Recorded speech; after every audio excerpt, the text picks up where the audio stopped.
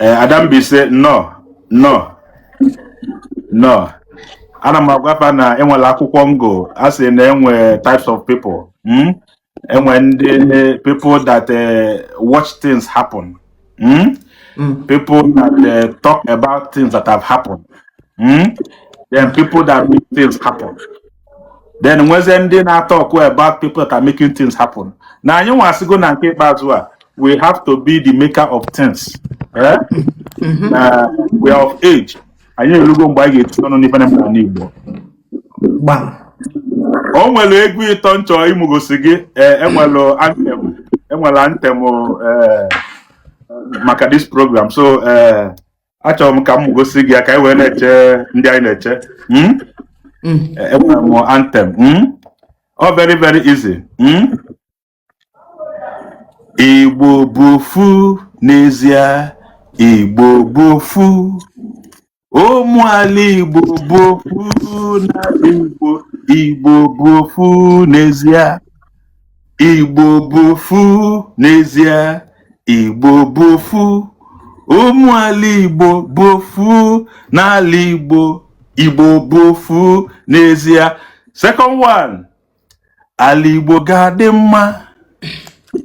Ala Igbo ga-adị mma. Ka anyị tika aka wee dozie ala Igbo. Ala Igbo ga-adị mma. Ka anyị jikọrịta wee dozie ala Igbo. Ala Igbo ga-adị mma. Ọ dabara. O make sense. O make sense. Gbam. Biko onye na-abata enwe ka isi edozi nya bụ ọnọdụ. Biko ị na-abata anyị nwekwalụ obele rules and regulation. Biko ị na-abata ife ọbụla ịchọ itile anya ọnụ na ya. Biko let's do it respectfully. Anyị abịara ịkọ ọnụ, anyị abịara ịkpọ iyi, anyị abịara ịdụ mmadụ aka n'ọnụ. We're here to contribute our quota. Ịmalụ ife a iji wee bụrụ ọkachasị. Ịmalụ ife a bụ nọ ikwuo ndị ọzọ asị na kedu onye bụ this man, kedu onye bụ this woman. Weta ya. Enwebe ebe ịkọ ọnụ na aka n'ọnụ dugara anyị. It's time to apply strategy over emotions. Biko no, onye na-abata anyị ma na this program bụ a program that emotions can fly high. Of course, you know, emotions can fly. Maka no, we are discussing some sensitive topic. And some people can say it is troublesome topic. Mana ndị Igbo si na okwu a na-asa anya adịghị ọsịsọ. Ọ mmadụ ga-ekwu, ọ mmadụ ga-eme ya. Ọ mmadụ ga-eme ya.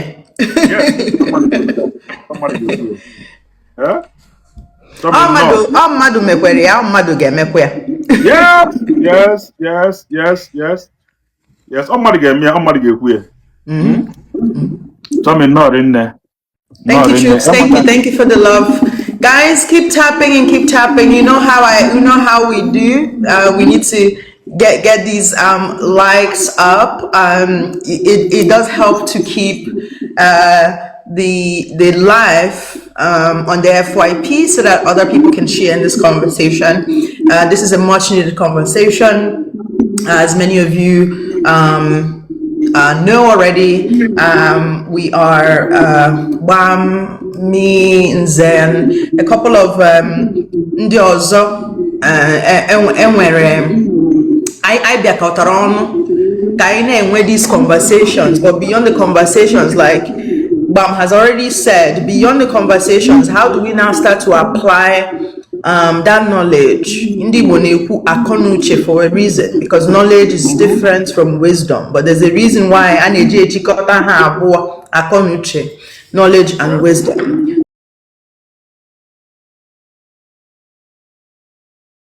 So we have the wisdom, we have the knowledge, and we our purpose really, and the motivation and the aim is to be able to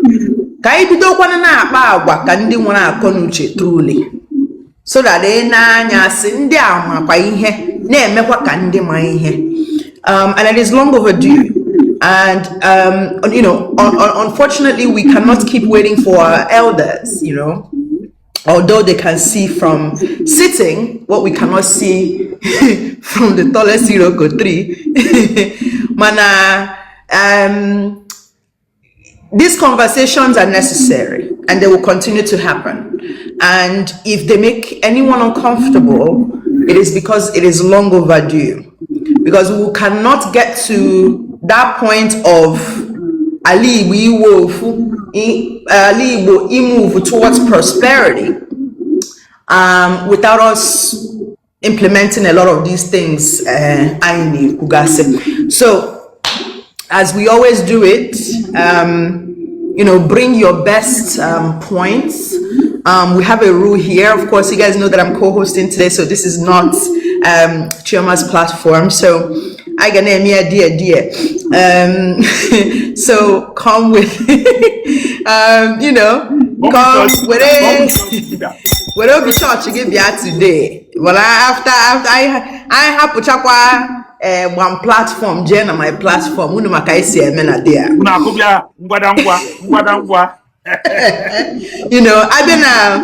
a piece. I've been in the boski how I move. However, actually, that conversation, and I'm Google say comments. Na social media. This would be a time to, engage in those conversations in real time. I think one of the great things about the internet is that now we have no excuse.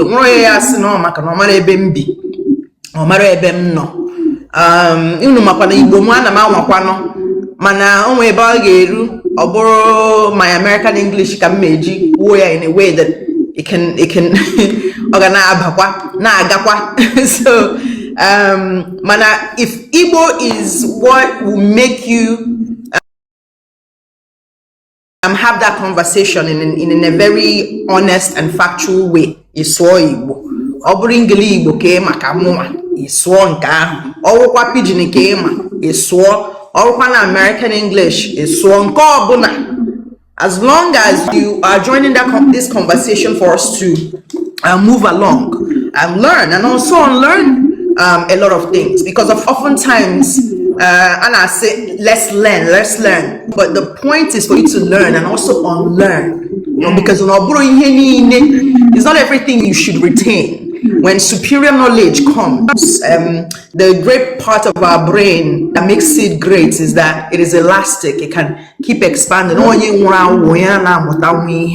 So, for the very first time, you're confused about it. We have further questions. We will exhaust everything today. And when I'm time and Gbam when I'm time, and we are here. So welcome to all of you that followed me from my page. You know how we do it. So thank you for being here, and thank you for supporting. I'm a realist. I'm a realist. Thank you very much. It's now a problem of us where that means you are the universal charger in all device. At all peace, you are there. At all war. Makana, the essence of peace can name a war. The word peace was introduced because there was the word war.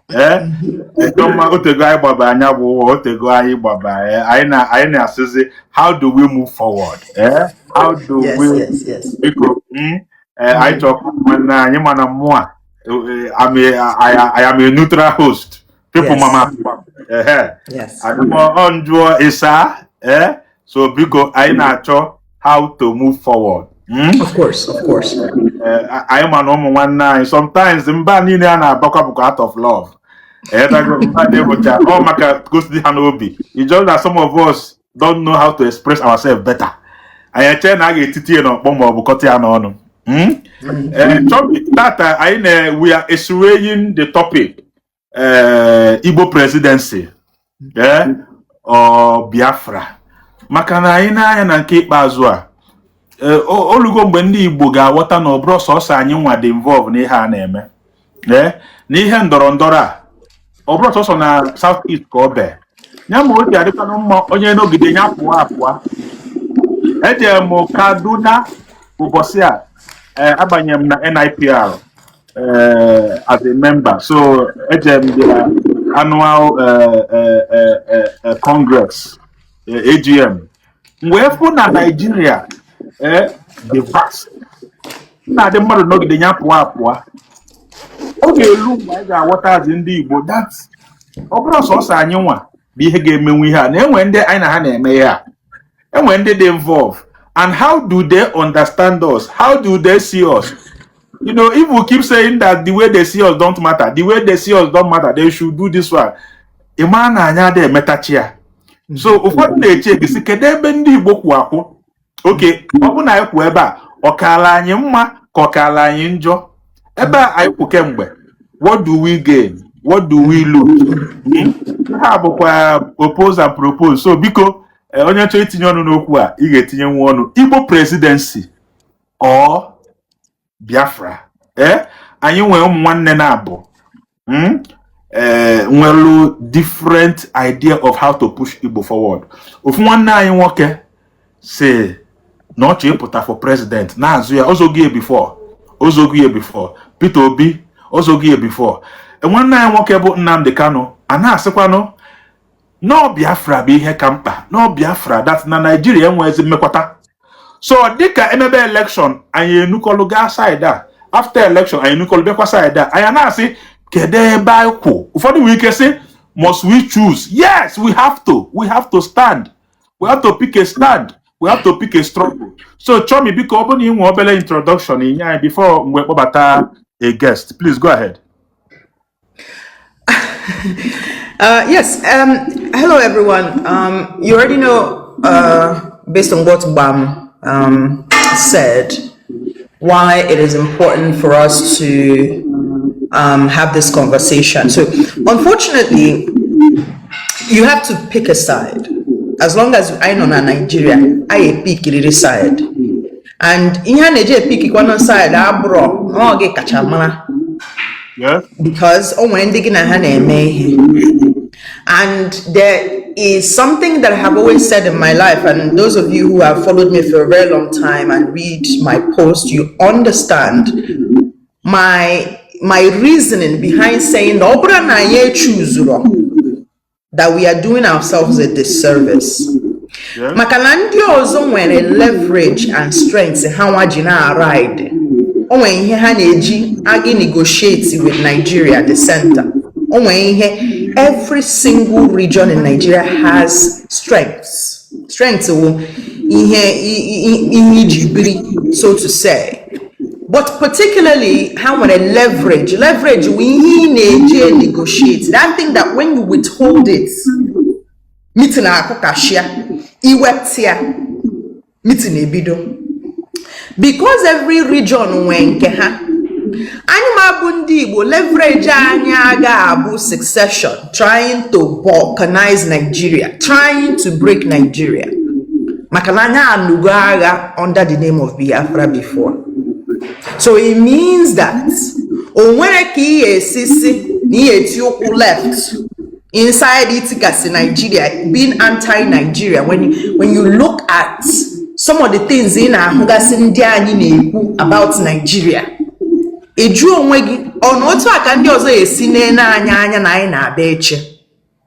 These are problems that are internal, and we must have these conversations because if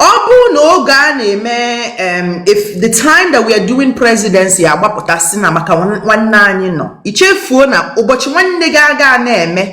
you are still required to play the game for onye nke ozo tunyere onye ozo ka atunyere gi. It's the same thing we say igara onye ozo agara gi. The same way that ijere onye ozo ejere gi.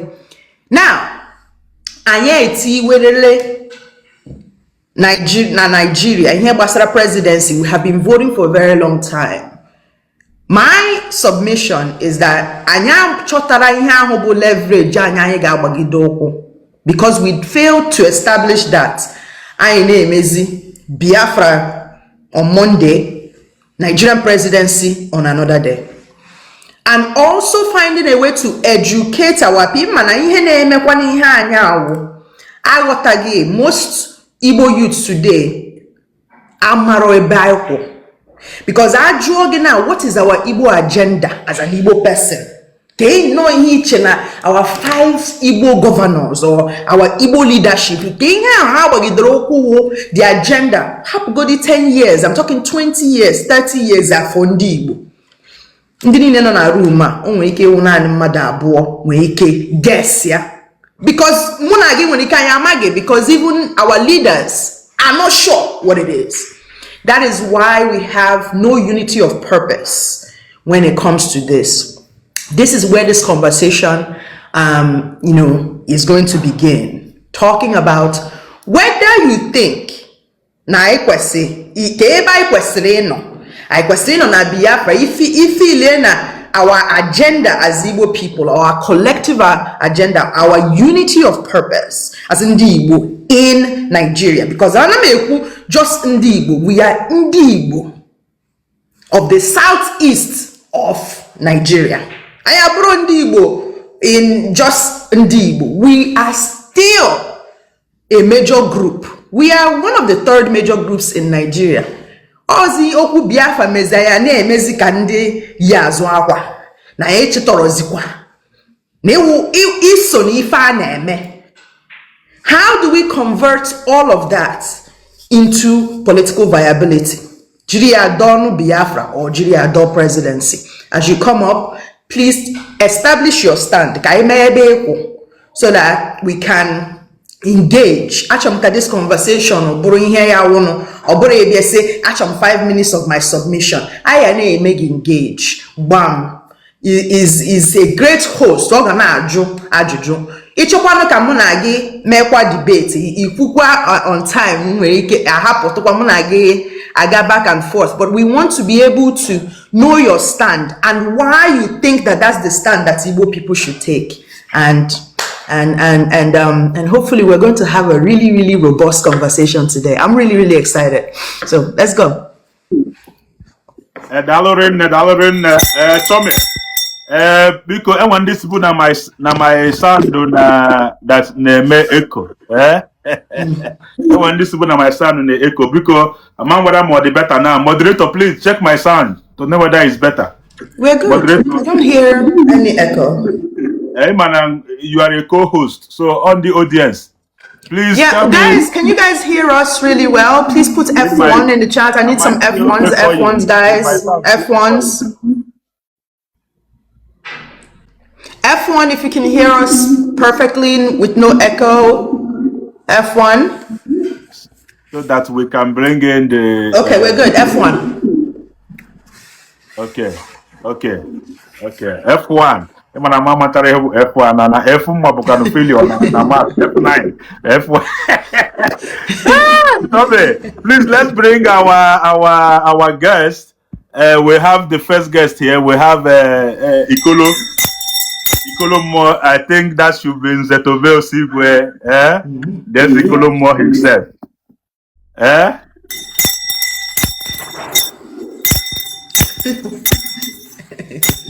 Oyana Korobel. More Nisi. Ikolo Nevi. More Nisi. Because while I your camera. Na I wanna Kaimalo if it when more adapter na so for you to come out this something is portraying you. Okay,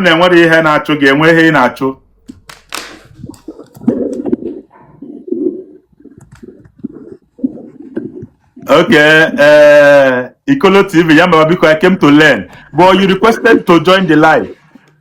Okay. Okay, maybe so maybe he just press the, sometimes it's at the bottom. Guys, if you want to come up, you have to press the 2 shoulders with the 2 heads to come up, and it will bring you up. Okay, it will bring you up as you request. Yes, let the persons not speaking mute their microphone. Okay, so onye na dey ekwu okwu can mute their microphone. Okay, so if Kolo doesn't want to speak, you can disconnect him and then you can move him to the gulag, and then yes, and then we can continue. Okay. Okay. Eh? Choma enwe ihe ikwu maka ese na anyị nidiro anyị mee Biafra on Monday anyị kwokwu president. Is this not can't we do both of them at the same time, or no? Is it not something we can do? Must we choose one?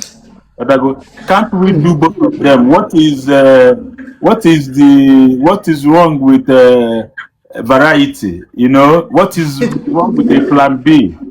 What is wrong with an alternative? What is wrong with MSI double or work or MSI didn't cause? Go ahead, please. Yes. Well, why can't we eat egusi on Monday and eat okra on Tuesday? Is what you're asking. Well, it is because succession is something very serious. Succession is not just grievances. I disagree with Nigeria. I don't like Nigeria. I think Nigeria is a zoo. Succession is a very specific part of it's like if you want to do presidency, means that you are part of Nigeria. You want to take leadership and be part of Ihane and Mena Nigeria. But to succeed means that each or Ike wa Nigeria. Now, when you are advocating for Biafra while in Nigeria, what that essentially says is that I do not want to be part of what is going on, and I'm going to create a parallel government within Nigeria. And that by itself is the beginning of everything bad. Why? Because, for one thing, historically, we have already succeeded at some point. In 1967, because of while the war was declared, Biafra was declared, and we fought a war, a very devastating war that cost us not just, immensely in terms of our people, but it led to so many things that we are still trying to address and to redress over half a century later. Now, if you choose presidency, now somebody will say, well, Biafra, is it not because Igbo man has not been president? And you say, okay, if presidency is the talking point and the reason why you need to break Nigeria, it means that Hausa people too, who have not been president, can, say, okay, well, wanting to be president is a political grievance. And as Igbo people of the southeast of Nigeria, we have every right, just like every other tribe, to vie to lead Nigeria. Particularly because we are part of a major tribe, the Wazobia group. But the challenge here is that if every time you don't get your way, or the konye no one, no di, your partner abịana asị unu no ọgụ ntakịrị or a cinema or something, or say I want a divorce, or make it, and one day y'all made that divorce and you guys divorce, and then later on in or not cheater, that trust has already been eroded. It means that because you have witnessed it the first time, it's going to take time to sort of get you back to how you were before. So if every time shout, I'm living again. Lovey. Instead of sitting in a partnership, just like as a country, say, we want presidency. How are we going to do it? This is a political thing that we need to do. We start building our own parties. We start negotiating in center. We start building coalition. You now say, I got my back in Nigeria. And then not only are you saying it, you are acting on it. Balkanizing a part of Nigeria. The southeast of Nigeria is Ali Igbo. But not Nigeria. If balkanize any part of a country, under succession. Because we cannot wear agitation. But agitation when the NSAS young people are Nigeria that we want to fight for our rights. That is you agitating for something. Succession is very specific. It's a very specific part of agitation, but it is almost it's the final part of it where now it's no longer just self-determination. It's a country back here. So imame, I want to destroy Nigeria. I want to break Nigeria. And under the name of Biafra before. So in the name of Biafra, while in Nigeria is going to be considered an act of war. And no matter how many times we say it to our people, earlier on, you say it's not just about how we think of ourselves. It's how but nobody thinks about how did the other side, Nigerians of other tribes, look at that war. Do you understand? There's a trust thing there. And it is important to understand this, because when this is not the time to do Biafra around him. Because you are eroding that trust. Not like your partner. You may divorce because not your anytime obia phone. You will think that something else is going on. There's a reason why when our people talk about, awkward digasi na navy, digasi na police, digasi na army.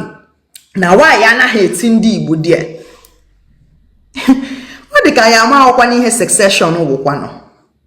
Succession goes beyond erosion of trust. Succession in the country. In each today. He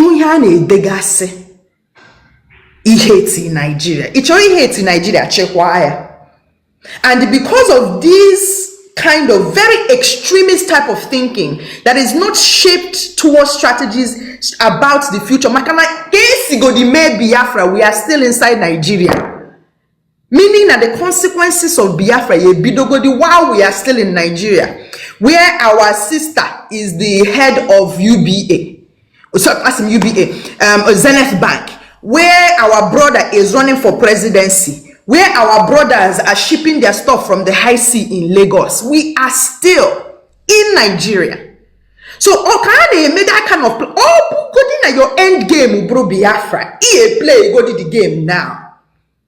Because just because you don't know how to play chess does not mean that in the cause you change their rules to cater to your lack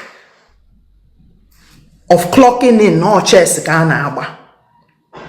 So we cannot do both. In the America will say you have to choose a struggle. There has to be one you choose, because that one right now is going to benefit Igbo people more. Because state after the war,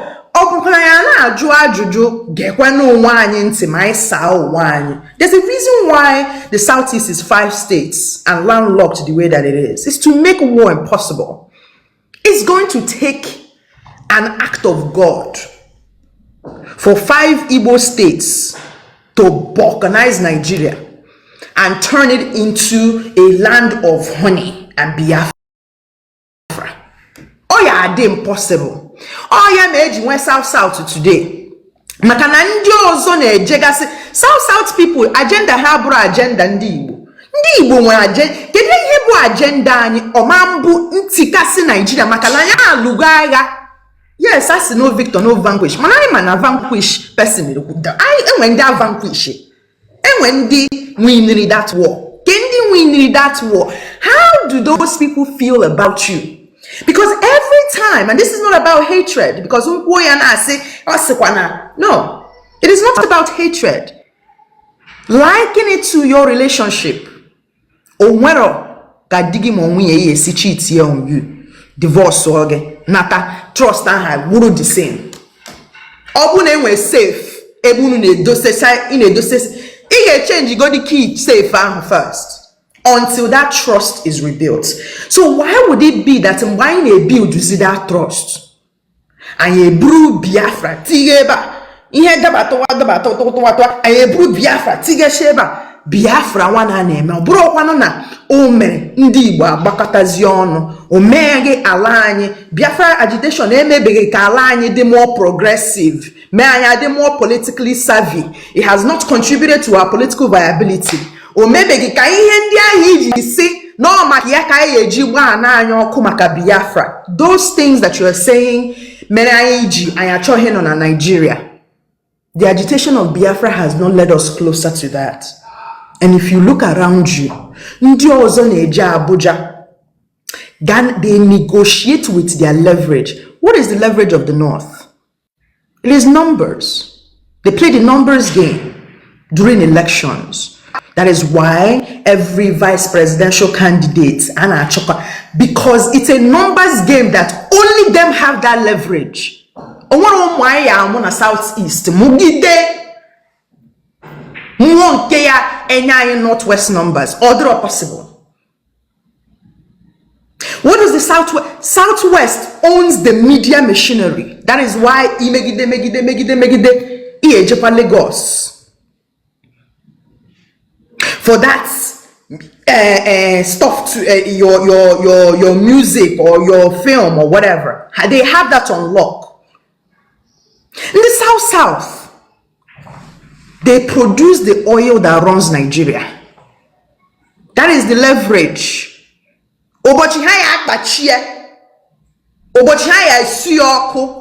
Nigeria will be shaking. What is leverage? Leverage is the thing you negotiate with. If you restrict it, if you give it, it change. What is the leverage of Igbo people? We cannot act on the leverage of others. We don't play the numbers game either.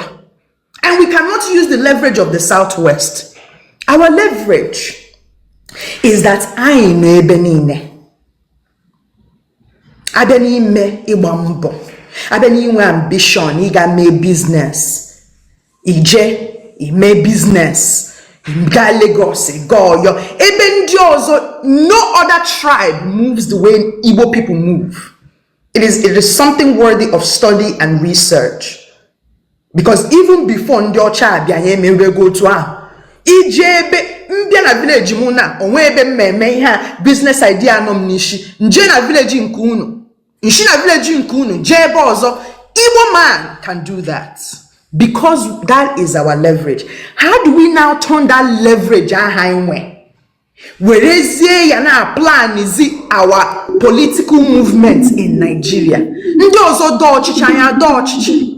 That's where we are, and that's what we should be doing. Hold on a little bit. Oh, sure. Mute your mic again so that it doesn't echo.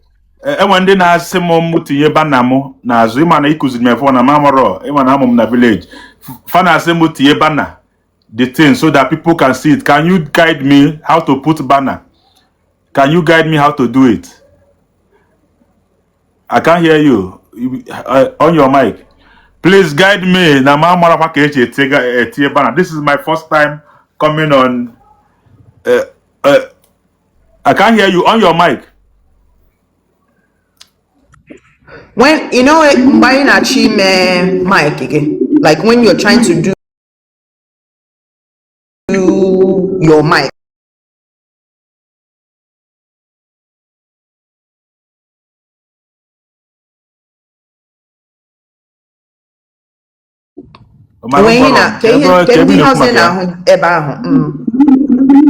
Because mine has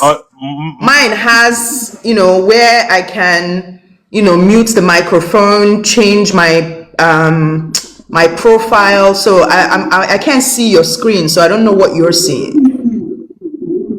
I'm a full microphone, camera, flip, expand, switch pose, phone skit, manage. Click on that. Manage. So manage is just for me to accept. Oh no! You're not in the right spot. I wish I could see your screen. Let's see. Do you see like something that looks like a stylus pen? You know the stylus on your phone? That thing that looks like you're trying to write with it? A pen? Yes, Do you see something? Yeah, click on it. It should be on the bottom. Yeah, click on it. I've seen it. Should I click on background? Yes. You want to change your background, right? And use that flyer. Yes, I want to put the flyer. Okay. When it's easy as your background. Yeah. Okay, background. Please, Mona, pardon me. There's no shame in unlearning and learning. We can learn and unlearn. I think we can also start bringing people up too, because I think we are at the 2:30 mark, 2:38. Yeah, so guys, you people request the two heads with the two shoulders at the bottom. Once you click it, it'll put you in the queue to come up so that we'll be able to bring you up so that we can have this conversation.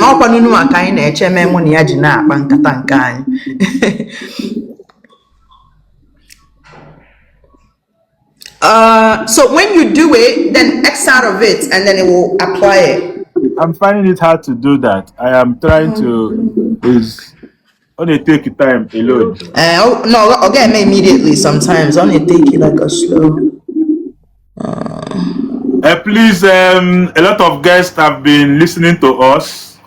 Because Anama Fuka comment session na pio. Otego I come Anama Funde na pole. My brother, some of us they will go shock absorber. Some of us they will go insult absorber. Say happens no anako. No matter how many times I call the law, no. Please, this is a privilege for you to come in. If I have not there, put your money where your mouth is. It's the time to talk. Who send you to do it? Who are you to do it? Somebody have to do it. We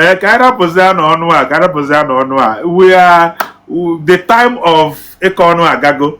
The time of Agago. We are past that level. We are past that stage.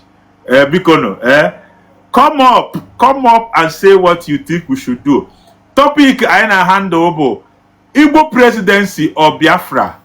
Where do we stand as in the Igbo?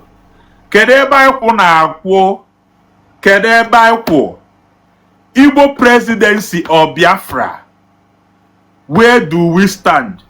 Because unga boy alumna iya background and take time, so I have to leave so that I can bring people up. I forgot a lot of requests, so let me bring somebody. Because in Abata, please on your camera, make sure that now your background is where we can see you. Because anya chọrọ onye nọ n'ime ọfịa ma ọ bụ onye nọ na darkness, biko gbanye ọkụ, gbanye kamera gị, biko ife ọbụla iche ikwu, say it respectfully, si aka n'ọnụ ka anyị nabata the first person. Okay, anyị na-anabata Togai,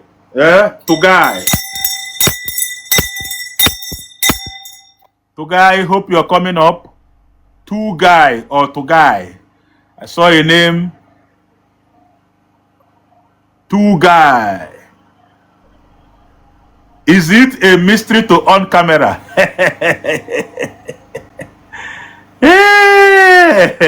I think you want to ask, is it a must? See by camera no. Yes, it is a must. That is the only rule required. Okay. I think my camera has to be on.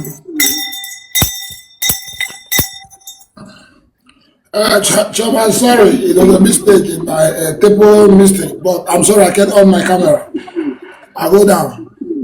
Okay, go down, please. Oh, okay. Thank you. No worries, Michael.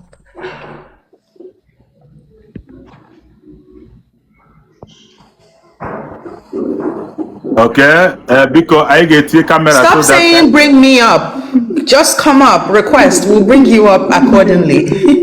Just put your camera on as you come on. See? Hello. Ndewo no. Bugsy. Welcome. Bugsy Divinity. Ekenekwa m unu ndị Igbo ndị ọma chalụnụ ka m gbaa kamera ka m kwadosie ka nwoke si akwado. Ịghọtago?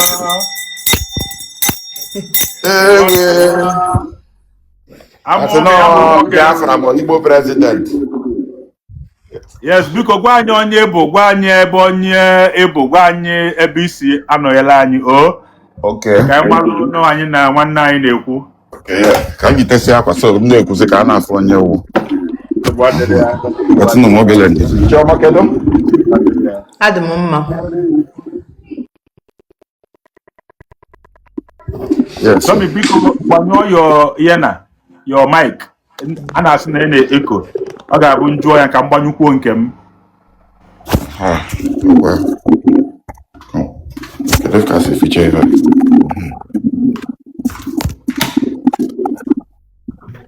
Okay, my brother, biko gbanyụọ mic gị, ọ ga-abụ ikwubezie you can on. Daalụrị nne, anyị na-anabata Bugsy Divinity. Biko tiela anyị ọnụ n'okwu a. Anyị na-ajụ ndị be anyị biko nụ kedu ebe anyị ga-akwụlụ. Anyị ga-akwụnyelụ na Igbo presidency ka ọ bụ na Biafra. Gwa anyị afọ anyị, gwa anyị ebe onye bụ, gwa anyị ebe isi anọghịla anyị. Gaa n'iru. Daalụ ndewo nụ. Afọ m bụ Bugsy, ọ bụ m onye Anambra, onye Enugu Ukwu. Anọ m na Houston, Texas. Ebe ka m si wee dabata. Afọ m ka Chioma nọ na life. Wee sị ka m malụ ife na-eme nọ na ana m ala ka ụdị ana m ata aka na deti. So wee sị ka m malụ ife menụ wee batakwa wee foo ya first time m na-afụ ya nwanna ekenekwa m gị. Ọ bịa n'ife Biafra bịa n'ife Nigerian presidency. Presidency bụkwa na ịnwetakwa presidency bụ ịmụkwanụ ka a si azụ okwu politics. Ịmụta ka a si azụ okwu politics ịzụọ ya ọfụma enweta ya. O nwee ebe Obi wutelu m. Agụụ dị n'obodo emepe ọnụ sị na a na-enye shishi. Ife ahụ dochile ya aka azụ mana ọ mahọ. Maka na ọ nwee ife a na-ekwu mgbe anyị pelụ mpe.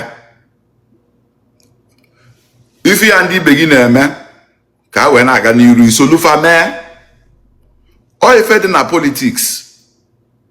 Politics bụ ife ndị ibe gị na-eme n'obodo anyị nwa nọ kịta. Ọnwa mgbe a na-ebudekwa iche ekikwe 2014 or 16 a sị na onwe ndị hakili election ana ọ gbara FBI jidelu ndị agha ọkwa so ka efu na rigging ihe a na-epiolu ọ dị everywhere. So ndị Igbo anyị sị na anyị chee ịzụ politics na anyị chee ime politics na anyị chee ịbụ president anyị akwado solie with echiche, solie with obi siri ike. Ọ bụrụ obi ụmụaka eme ebewe akwa na-eme ka ahịa na because ọ nwee efebe mezie with ife Biafra ndị Igbo dịzie ka ha nwee victim mentality. Ama m Igbo azụ odogwu, ama m Igbo nwaanyị azụ nwaanyị kala aka, mana ịpụtazie kịta azụ onye mee asị he nọ ndị nka nọ ndị ugwu nọ ndị ofe nọ mago ọbọzụ ka Igbo si enwe agịrịma kpọrọ akpọ si ekwu. So ọ bịa na asị na presidency ka anyị na-achọ anyị agbakọ ọnụ. Ọ bụrụ na otu Obi bụ ife pụta anụ akwụli ya n'azụ ọ ya ma ife baby elephant of Owerri recross mgbe anya obekwube ife okwuwe mgbe ya na ndị City Boys batebe egwu okwube ife okwulu sị na ndị Igbo bụ ndị emelili emeli which is ije kpanyekwa ebe ọ na-ewute ndị Igbo. Ndị Igbo niile ịghọta na Biafra nwa na-ekwu okwu ya bụkwa na ideology mmadụ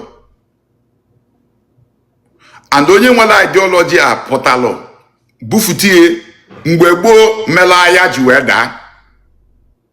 Mgbe a lụchara agha ofu onye a mepekwa ọnụ kwuo si na ofrozi need for the thing ịbịa. Enwego ndị na-eji ife Biafra nwa maka na ife a dị ka ọnya dị n'arụ ndị Igbo ụwa zuru ike melie under the guise of Masob. Onye pụta weli abụba nkụ, onye weta obuba abụda nkụ Maazị bịakwalụ nke ya obufute ọrụ ka ọ sị na ya egote egbe na ndị UN ya na ndị Queen mee meeting asị ndị mara na-agba ego ọkọwa mgbe ọ bịa meeting na Maryland ka ọ bịara ndị mmadụ wee jụọ ya ajụjụ okwu ọza nwụrụ Biafra nwa na-ekwudi okwu ya side anyị na West Africa. The Biafra is an Oyibo name, the bite of Biafra. So anyị na-asị na ebuzi ndị Igbo na-achọ ije wefufu Nigeria jee zawakwa afa ndị ọcha kpọkwara anyị ebe mgbe anyị bụ ndị bụ slave. Onye ma ihe ka nzuzu dị ive a denụ kedu mgbe ndị Igbo bido wee gbuo ezie ndị Igbo o ji wee dị oke? Igbo anaghị egbu ndụ Igbo ime ya mgbe ọwa nsọ ana ka ọwụ a na-eji abanishi onye afọ n'ogbulu ọchụ. Mana gị ya na-afụzi kịta onye nwata na different opinion onye Igbo ọbụla ịfụrụ n'elu ụwa onye ọbụla na-ekiri this life hear me out. Onye Igbo ọbụla nwa an internal love if possibility of an Igbo nation ga-adị onye Igbo ya akwụnyelie. Every Igbo person nwere that feeling inside of nyanwa. Mana the nsogbu bụzi how are we going to achieve this? Are we going to achieve it? Ka eme ya ka ọ bụrụ ya eme ya ọ gaala anyị ọfụma ụbọchị ihe adị mma ka ife a ga-eme out of sentiment. Because ọ bụrụ na ife a ga-eme with sentiment o nwere ife a ga-ewefute n'ime o nwere ife a ga-emete n'ime ọ bụla ala ọnya na-eme nwansụ mmadụ kwuru okwu dị iche from the popular okwu ha na-ekwu asịwa na mamịa na onye Hausa tụmamịa ime. Meanwhile ife onye a na-ọkwa alụ ka ọ na-atụ ulu unu ọsụrụ ọkwa unu na ya anaghị eje ihe ọ na-ekwu ife anyị na-eje kịta ka anyị mee ọnwa oge 2017 or 18 or even around 16 ekwu m okwu Biafra ọfụma ndị mmadụ kpọọ m asị mgbe anyị na-ekwu den mgba Facebook aka na-ede na Facebook chọma ya elote nsị ka ọ bụgodị nọ ife Biafra ka achị ime si megodi economic Biafra akụlutewe ụlọ ka ụmụaka be anyị kwụsị ịpụ na East ji achọ ezigbo ọrụ ọkaiweta ife mmiri ahazi Enugu ahazi Owerri ahazi Owerri ahazi Aba ahazi Aba ahazi Ebonyi emezie Enugu alụkọ ya together mee ihe na-ewe ka ndị na-achị anyị work all together these states ka ọ wee dịwara anyị mma maka na anyị sịkwanụ ka anyị nwee Biafra nwa ajụjụ na-ajụ ndị mmadụ enwee Biafra kịta ka currency anyị ga-esi wee nwee value na international market o wee chegokwala echiche a ọkaiwọta kedu ka the currency ga-esi wee nwee value ihe a bụ ife a bụ ịmana nwe ife okenye dị iche na nwatakịrị nwee ike na-eme something ka mme ya kịta o mee ya dedi mezie nya imegoni ya m the aftermath of ife mezili kedu ije. So obodo ikereti obodo agbakwa n'ife a na-ana jinja emeka ka anyị ga-eso ọ ga-eje na ọ ga-ana otu a ka si eduna otu aka mmadụ si vụlụ onwe ya from condition ọ na-adọghọ ma tinyezi onwe ya na rubbish ilote ka ụmụ ndị Egypt ndị Israel ma anọ Egypt mgbe akpọpụtasịfa jewe ụzọ wee chenji efu bụzia 40 years instead of 40 days akpọbazie Moses iyi n'ebe ha nọ ha na-atasịkwa afọ na n'ime mgbogo ka ha nọ na-akwali ọdọrọ ka mgbe ha nọ n'Egypt at least ha nọ n'ụlọ nwee understanding. So ndị Igbo chime president e focus on president e focus on Igbo president allow the politics dị na ya ife dị na politics there is no permanent enemy and there is no permanent friendship. Ihe ọwụ bụ otu a anụ ndị ofe maka asa alụ egwu a ọnwụgo ndị nnele anya efo ndị Yoruba maka asa agba egwu politics. Onye ọbụla ebibi na Lagos ebigo m Lagos many years nwee ma ana na ife ya before mụ a wee jewe elelo m ana na Lagos amami na wotife mmiri abụrụ m onye Yoruba elelo m ana emelụ m business na Lagos. Lagos bụ a true testament na Nigerians niile adọrọ tribalistic maka ha ncha na-ebiko dị and different neighbors na-ebiko n'ofu ụlọ nwere ma ebe onye ọbụla si bịa onye bata Lagos akụba gị ka a na-achụ na Lagos mma nwoke ndị ọcha bịakwa na Lagos nọkwa na Lagos ka ife ha na-achụ na Lagos mma nwoke ndị China nọ na Lagos ka ife ha na-achụ na Lagos mma nwoke ndị ọcha niile juru na Apapa ka ife ha na-achụ na Apapa mma nwoke. ọma nwoke na-egbu ndị mmadụ bịa na Lagos ha na-eme so efo ndị politicians anyị kwa na-emekwa anyị tribalism fanọkwa na House of Rep together House of Senate na-ekekwa mma nwoke ha enweghị nsogbu afụm mgbe ekelu Hillock mgbe a ga-ekelu fa Toyota Prado ka gịnị ka Land Cruiser ka ife ọbụla a na-akpịa ka ụfọdụ wee reject ya a na-ekelu ma Igbo ma Hausa ma TV ma ndị mmọnwụ onye ọbụla niile a na-ekelu fa ha ncha na-elie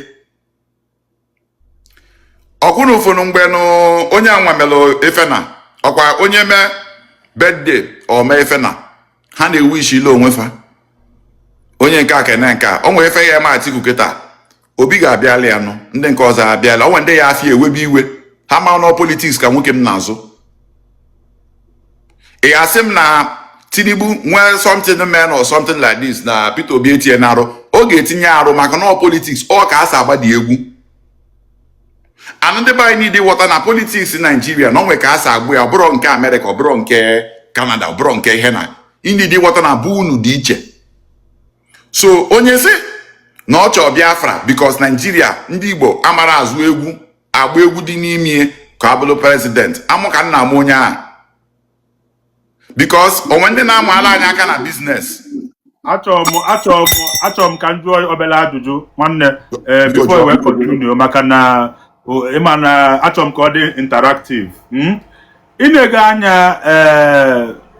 from your point now ị na-akọwa na Biafra anyị na-aga na ya n'ụzọ adịrọ dị ya that Biafra anyị na-aga na ya ama awọkụ then what do you have to say ndị si gosi nyefa Biafra enyere ha Biafra enyere anyị Biafra then Igbo presidency anyị na-achụkwanụ you know how the election of 2023 is wega people came out massively and voted and a lot of people are still of the opinion that na nwanne anyị nwoke win ya bụ election even Peter Obi na onwe who no win for the first time if I'm not mistaken an Igbo man win in Lagos national election win in Abuja win in some major part in Nigeria ụfọdụ n'ime a na-afụta ya na ndị a achọrọ imele anyị nka ha achọ okwu imele anyị nka so achọrọ m ka ị kọmentị na this matter nwanne anyị nwoke pụtara for president bụ Peter Obi anyị apụta tụnyere ya ọ dịka this system that the system is not even allowing Igbo man to become president ngwa hapụ na anyị ka anyị jebe so please react to this position ụfọdụ nwere that feeling and the next if it's wega you will see some of them election no put out from Port Harcourt in afụcha a lot of ewelopenu akagbuo edeyalia you know in afụ ma ndị Igbo dịcha disenfranchise na Lagos bụ na asị na ịchọ ịtụela onye a asị na eme atụ ọ dịka this system is not allowing the Igbo man to become president and is not also allowing the Igbo man to go address this. Daalụ nọ ọ bụrụ na Peter Obi gbaa second na the election o wee sị na emere ihe na ịgbalụ third Diokpa Ronaldo apụgo na World Cup onwe ihe Ronaldo na-azọ na third place amami na woti ife mmiri ihe a na-eme ndị Igbo na dị sentimental over logic emotional over fact you didn't score second ịgbalụ third yes Lagos people you won in Lagos congratulations o gosiri na ndị Yoruba dọrọ tribalistic no matter anything ndị mmadụ na-achị ikwu about Lagos ba na Yoruba whether we like it or not yes whether you like it or not ọgbagodi tọọdụ akwa onye na-achị Imo steeti tata ka ihe ọgba onye na-achị Imo steeti tata ka ihe ọgba go ahead ọ nwe efe ndị mmadụ niile ịghọta ịzọ gọvanọ na ịzọ prezident awụrụ ofu anyị na-afịa n'aka onye isi anyị kịta iwelu experience iji wee chia steeti wele kije mee federal level nwanne ya awụ onwe gị na maka ya not only dealing with your people now abụ nwe Anambra onye Enugu ndị ọfọm nri ama m ka anyị si eme Chioma na ebe a kịta bụ onye Imo steeti ọkwa ha na-ekwu ụwa shịga anyị anaghị ekwue ịghọtago aghọtasịrọ m ife befa so nchọnwa efe ga-eme mkpọ ọnya si biko ọnwa ụmụnne unu ya ezitelu m ka m wee ghọta mana otu things ka a ga-esi wee mefe dị otu a mana ọ bụrụ na Anambra anyị sa aghọtasigo most of the thing si igbelu this ideology ijebanye n'ọfịs ihe na-afụ kịta nwoke ma nọ ebe a na-eme so na ọ gbalụ tọọdụ bụ na ọ gba atọrọ ọ efe nche gwa ndị mmadụ anụ nkụzie ya mmechi ọnụ so onwe na-ekwu ka o kwuo ichelụ na elekshọn anwa a na-apịa aka anaghị awọk na-emefa faja enye ndị mmadụ ego ka ife ichela ha na-agbakasị ihe a niile ọ bụ na ya ha na-ebi aka anaghị agụ ya wa ga-eji na-spend billions millions na-efiche ndị mmadụ ọnya mee njisi na Peter melu misteki oge ahụ o mepe ọnụ si na ya anaghị enye shishi maka na ka m gwa gị eziokwu anybody nọ na life a jide onwe gị aka n'obi kwuo eziokwu a na-agwa gị ọ bụ na o ruru gị dọọ onwe gị aka na ntị ọfụma ọ bụrụ na agụụ na-agụ nwunye gị na ụmụ ya 3 days fefelibe nne igbulu n'obi ka ị ya atụnyelu iwelu ebe ahụ a ga-atụnyelu ya in fact maka na ike wetaba ego n'ụlọ agụụ na-egbu your children 3 days ọkafụ bụ ife ali nwunye gị in fact ị gara agbapụzi n'ụlọ agbapụ iwee jee tụnye vootu ka ije tụnyelu Obi mmadụ wee sị gị tụnyelu Atiku ma ọ tinyelu onye nke ọzọ na 25,000 ka nnukwa na igwero 25,000 ahụ ka nnukwa na igwero 25,000 na Igbo onye Igbo ihe ewelu dị ego ka ije egodo nwa gị na nwunye gị nni zugodi fa nni maka na nwoke ma winie in 6 months ife tinye gị na kondishọn afọ mee gị ka ije vootuo ya ọ bụ na ha liro nni for 2 to 3 weeks nwanne ọkwa 140 bedded ụlọ ọgwụ ọnwụ so mmadụ ama anọ na pozishọn ebe ọ nọ comfortable na jọji ndị na-ata afụ onwe ndị a na-ekelu rice otu nọ mmadụ ka elu m rice mmebu rice anọ m ọfụma mana ọ bụ na anọrọ m ọfụma I'm not gonna deny the reality of ndị anọrọ ọfụma ebunye m rice m ga-ebunye onwe ndị celebrity anaghị ebunye ha rice a na-ebunye ha bụ na mimi na milimili onye ọbụla na-eri rice ụfọdụ na-eli rice n'open ụfọdụ na-eli rice n'azụ city boys bụkwa rice ọkịwọta ndị Igbo na-ehe elu as ndị ji ego falikwara rice dịsi ifụla anya nnukwu rice so apụta na George onye na-eli nwa obele rice compared to onye na-elu nnukwu rice so ọ bụ na ife a na-asị na mma nwoke ga-apụta ka onye ọbụla dị oke ịma na ma onye nke ọzọ ga-anọ ebe a na-atụnye ọnụ na Sule nyere ya 1 million ka ọ kagbuo ọgwụ onye ka ọsị na ga onye a na-enyekwa 1 million onye a na-asịkwa m ihe na kekwu ga-emetasị ngwa nwanne Igbo bụ Igbo na 500 jide ọ ga-eme ya ọnya ka m ji wee kwuo na onye mmalụ ife ndị bịa na-eme politics bụ a game ka m gwa gị lobbying ịlọbi adịrị illegal mana bribery dị illegal lobbying and bribing bụ ofu ihe but in the legal terms fadị iche nwoke ma na-achị obodo kwa lobby Elon Musk ọ lobby ndị Facebook mgbe ya niile konukọtacha afa enyere aka owinie so ịlọbi dị iche from ịchọ aka ya ka nchi wee ya bụ ife nchi ji ekwu daalụnụ Dalorin, yeah, according to you now, you are now agreeing with some people who na poverty is more like a political weapon. That they have weaponized poverty. And then when something is a weapon, you have to use it for your own benefit. Because if you are going with this narrative, Iman and there will be doing everything possible to impoverish us, so that we'll be voting for who shares money. Choma, because I would allow you to before we continue. Go ahead, please.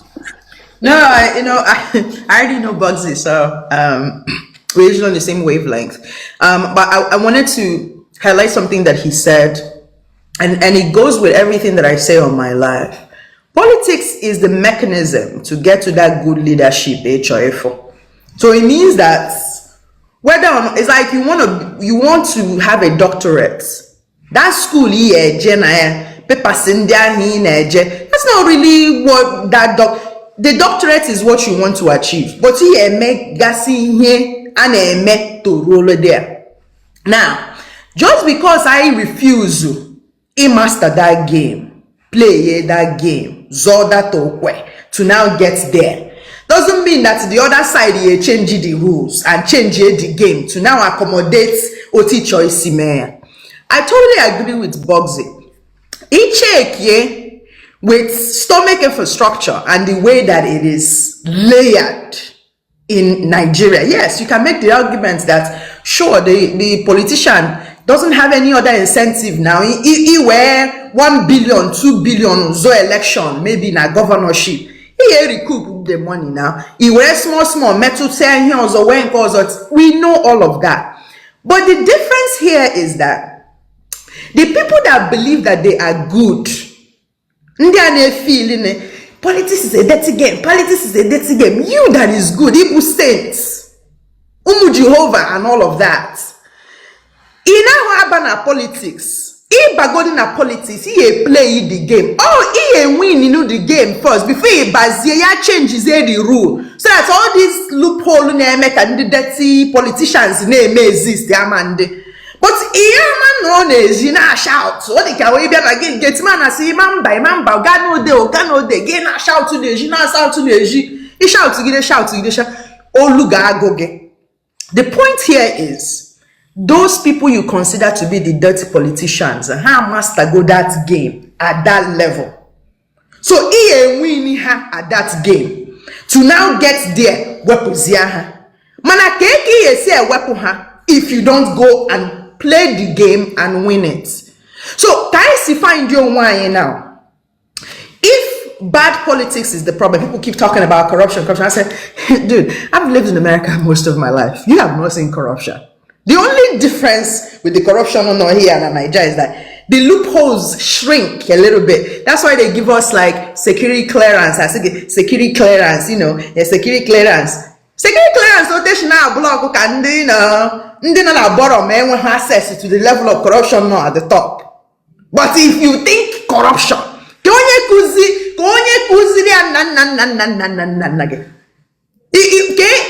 no skill sets each and anywhere.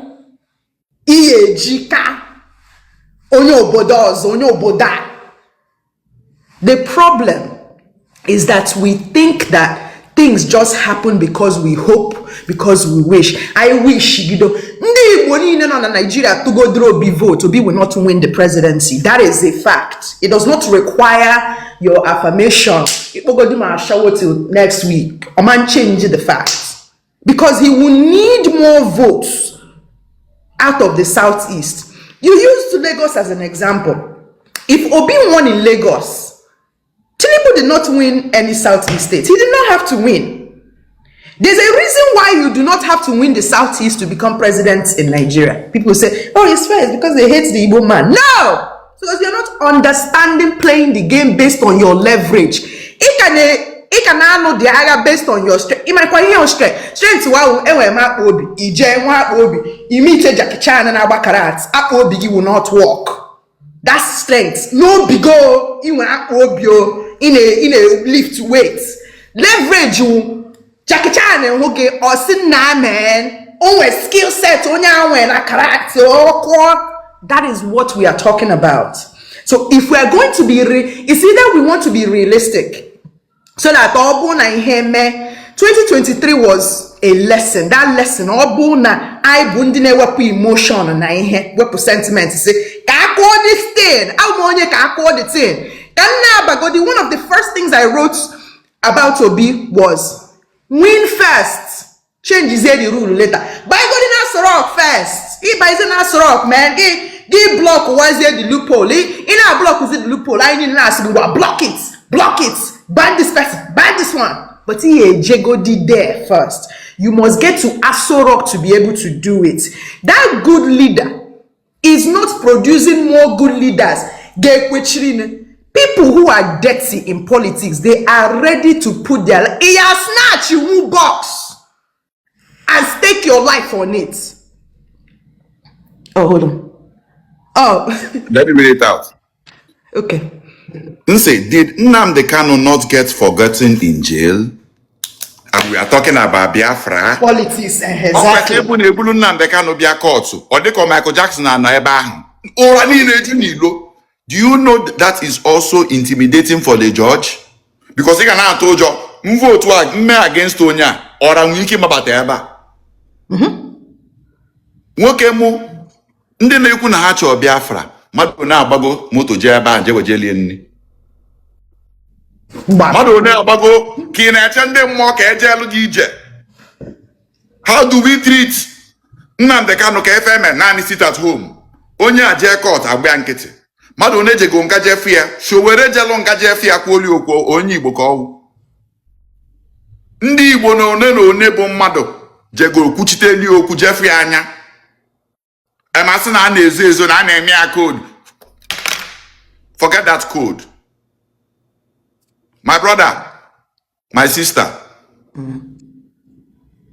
O wee fe nji ihe Nnamdi Kanu wee mụta. Ịnọlụ free na-aga ọra esolu gị na-eti ya aka nwudoyi ndo. Aka nwudoyi ndo. Eche na Nnamdi na-aba mbọ ọ na-aba feeling na ndị mmadụ ama nọ n'ilo. Okay, what ihe mmini o feel na ndị mmadụ ga-anọ n'ilo ndị nke a ga-eju. Ma ọ bata mba ọ ya aba n'ime o nwere ezi ndị nọ n'ilo ọ bata na-evuli a na-agọ dịka ọ na ọ wụrọ mmadụ. Anụ ofu ndị a bụ ndị na-achọkwa Biafra abụ coward. Fabo coward. So ka esi wee treat onye ahụ speaks a lot about ka nsị gị na most people na-achọ this thing eju ofe ese deeply. Ha kọwalụ gị why if na nwere anything ha ma ga-akọwalụ gị no ihe anụlụ onye ọzọ kwu. So adịka ndị na-retweet, you are retweeting someone else's tweet as your opinion ọ bụrụ original thought. Choma biko continue. No, no, absolutely. And even to tie it to what I am saying, the truth of the matter is, Imana, because normally I go on the politics, that re-education about what politics is and the game that it is, overall leadership, politics is not good leadership and governance. The product, the after effect of you playing politics well. So after the war, and I say I brought on the politics because that generation they didn't have time to come and be playing politics. They were trying to survive after the war. So that reorientation in the mind of the average Igbo youth today to know that politics now that not they are grooming 25-year-olds to go to the House of Rep.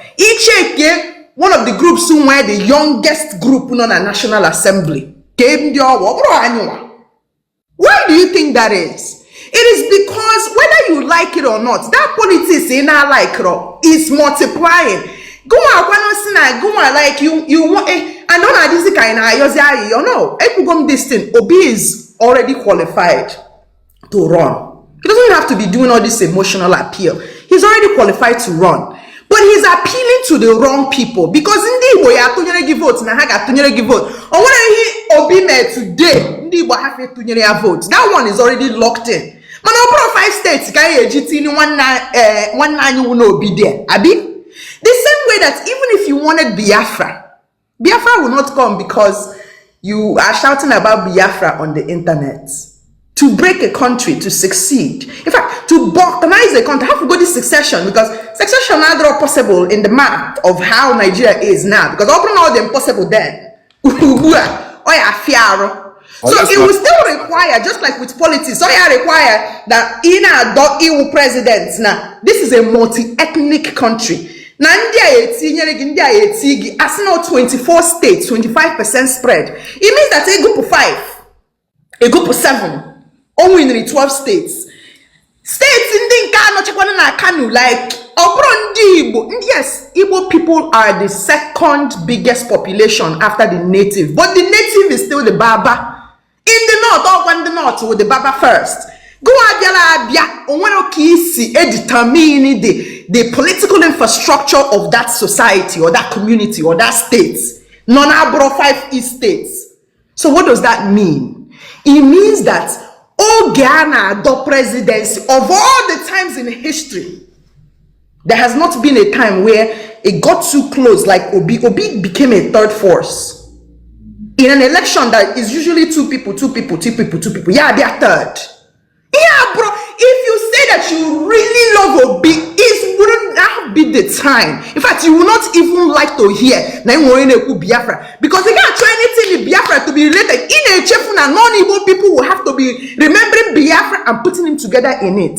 And Yama too fell into that trap by accepting that trap, unnecessary trap. Oh, when here when you now baggy the game, you better take a variable now. And when you see brew that variable, you would have taken shiggy, and you now limit yourself.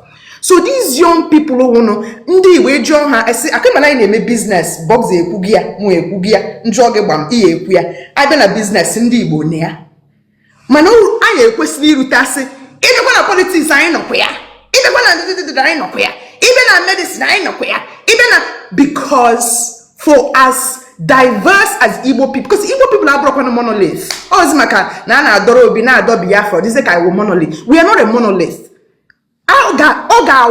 Young people will have to be reintroduced to the idea that what I see now abambo na business. Now I abambo too in politics to play that game. So, because on when obi win any election in Nigeria, Bruno president, it is impossible. And I rest my case.